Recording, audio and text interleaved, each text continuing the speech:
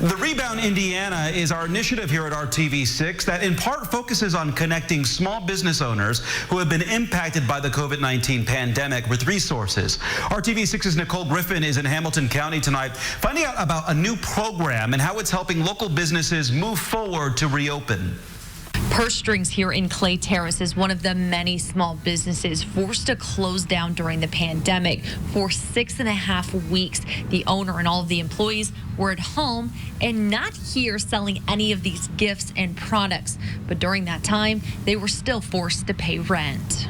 On the very first day the governor allowed it, Paul Braun opened his store in Clay Terrace. I think that day I was the only one open in the mall. He took over as owner of Purse Strings after the previous owners retired in 2018. We specialize in women's accessories, handbags, and jewelry.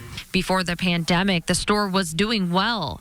My business was up prior to the closing over last year, probably about 4 or 5%. My first week I was down about 40%. But right now his biggest concern is, how am I going to pay rent? I mean, that's, it's a big chunk of my business, and it's actually more than my payroll. With his store in the Fashion Mall reopening, he is able to bring back at least 2 furloughed employees. But since reopening the Clay Terrace store, it's just been me 11 to 7 every day.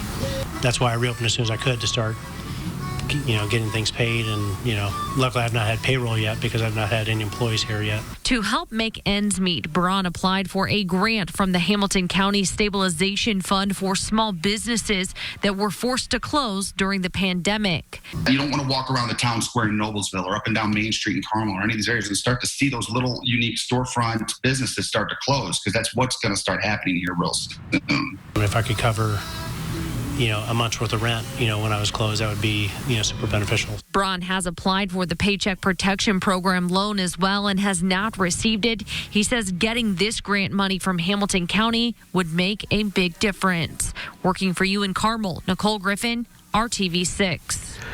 Well, businesses can apply for up to $10,000 in grant money to be used for rent, utilities, insurance. The deadline is next Friday, May 22nd, on the Hamilton County website.